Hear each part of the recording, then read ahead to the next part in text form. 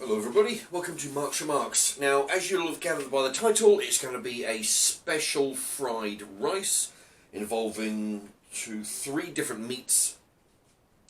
I won't show you all at once what they are, I'll just show them as I go because, you'll figure out what they are. First thing to do is, I'll show you the packet actually this come from. This is a pork steak.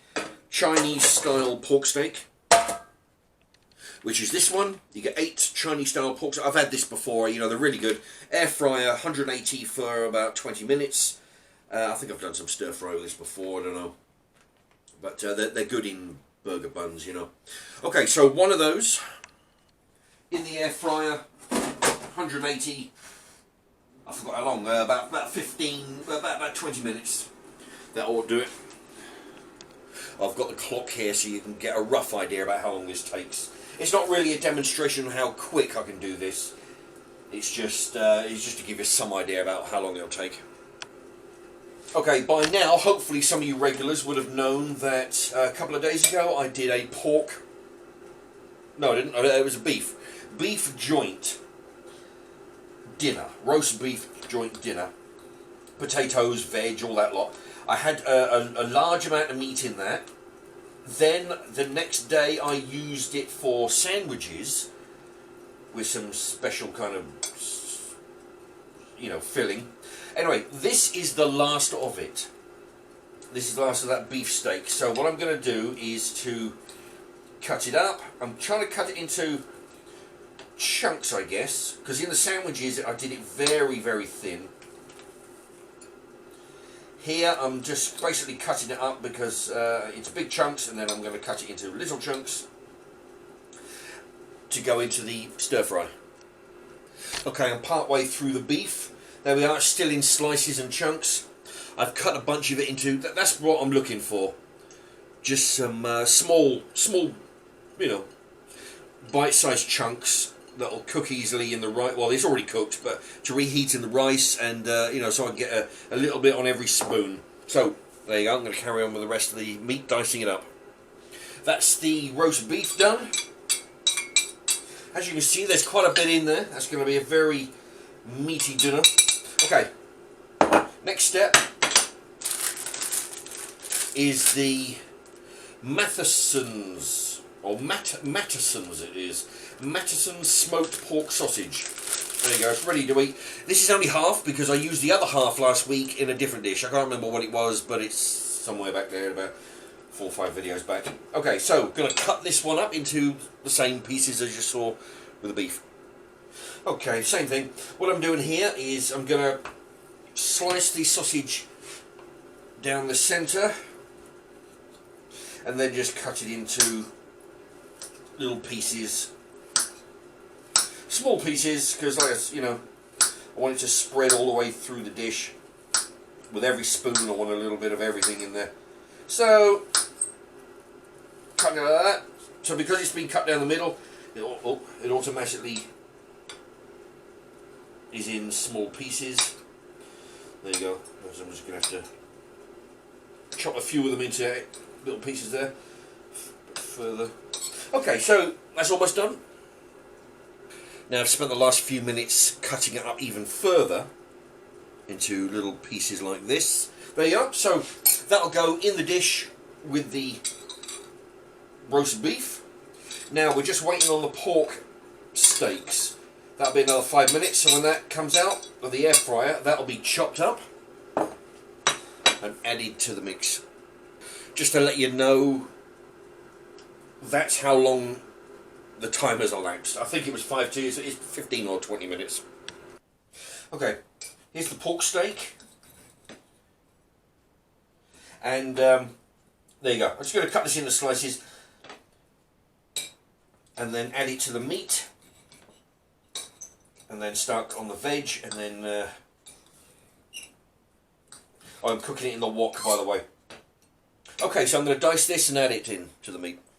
Okay, as you can see, the time's getting on a bit, but most of that was due to the Chinese pork steak cooking in the air fryer. Without that, everything else, all the other meats were cooked already. We're just chopping them up. So you could actually, if you were to discount the time wasted cooking that pork steak, you could start the timer now. Okay, so what I've got here, I'm going to be putting in some veg. I'll tell you about that. It's peas and sweet corn, runner beans, cauliflower, broccoli and Brussels sprouts.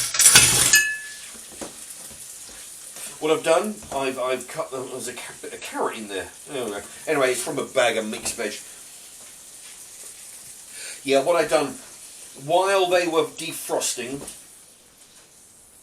and what I did, I cut them up into small pieces. The Brussels sprouts I cut into halves and then quartered them. The broccoli cut into little pieces, into bite-sized pieces. It's on 8 out of 9. I'm going to put it up to 9 so we get this thing frying up. Okay, I'm going to cook the veg and then put the meat in there to heat through thoroughly. There you go. The veg is done small, so it heats through quickly, and it's, you know, because when you go in there with a spoon, you want a bit of, you know, a bit of everything. Okay, there you go. Give that another few minutes. Okay, there's a lot of water coming out of the veg along with the oil, so I'm going to drain off all this liquid that's settling in the bottom of the pan. Like I said, there's a little bit of oil. I can always add more oil to replace this, but it's just that there's a lot of water because the veg is frozen. It's releasing a lot of water into the mix. We don't want that. Okay, there you go. Veg has been cooking for a while. Now it's time for the 3 meats. There we are. Just dump that in. Nothing fancy. Just throw it in, and then start mixing it all up. Once that sausage starts to cook, it'll release a little bit of oil. If need be, don't forget you can always put a little bit more cooking. I've just put a little bit more cooking oil in, a spoonful. But if you need, you can always add a little bit more, because you're cooking the veg through, but you're only heating the meat through because that's already cooked. All right, so there you go. We'll just keep an eye on that. Like I say, if need be, we can put some more oil. But it's a case of just keep on turning it. There we go. I'm just going to add a couple of tablespoons of oil. Next step, shop brand long grain rice. There we are. I'm just going to throw that in. Mix it all up. Again, keep an eye on whether it needs some more oil. It may do, it may not, but just you know, monitor it. We've got some big chunks of rice here. There we go. Just keep on mixing that through. Make sure it doesn't stick and burn to the bottom of the pan. But there you go. Just let it cook away for a minute or two, and then give it another mix. There we have just another dash of oil. Tell you what, there's a lot of nice colours going on in here. That's the thing about cooking, you know. I mean, I've never been one. Back in the days when I was training, I was never too concerned. Even now, I'm not concerned about what the food particularly looks like. I'm just commenting on the fact that there's lots of different colours in here due to the vegetables. But it's all about taste, you know. Doesn't matter what it looks like, I don't care. Hot brown, plenty of it. Just slap it on the plate and I can go, you know. But it's interesting, you know, what with the amount of veg, it does add colour, it just makes it look good as well, you know, which is, for some people, that's an issue. But there you go. Plenty of colour, plenty of taste, plenty of smells. Just keep it on the move, make sure it doesn't stick and burn. There you go. If you're paying attention, maybe perhaps you can work out how long the video's been going on for, or how long I've been cooking. I've lost track.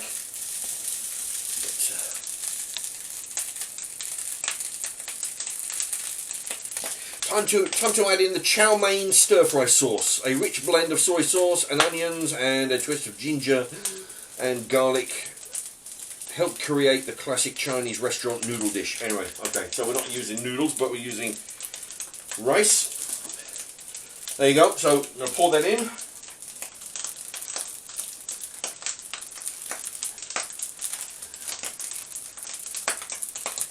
That's the whole sachet in there. Now, try and mix it up without pouring it over the side of the wok.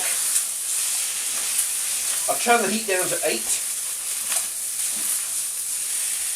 And there we go. I'm just going to constantly mix this through, trying to get everything coated in the soy chow mein sauce.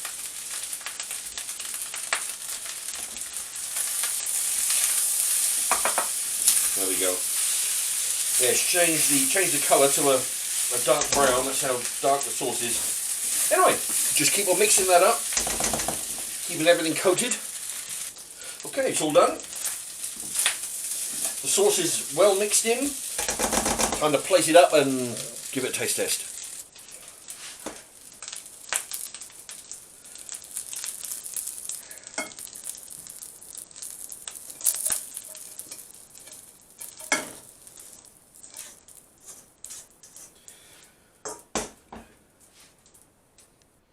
There you go, that's the time when I'm all finished. Now bear in mind, 20 minutes or so was due to cooking that pork steak. Alright, so if you take that off, then it's quite a short time for cooking. Right, let's get down to the taste test. Yeah, I tell you, it's all mixed in well. There's a nice brown colour to it from the chow mein sauce.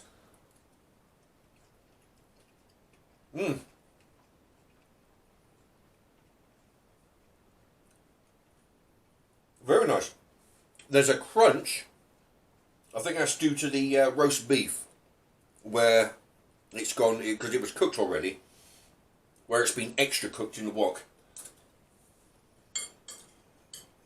There's some crunch to that. This is very nice.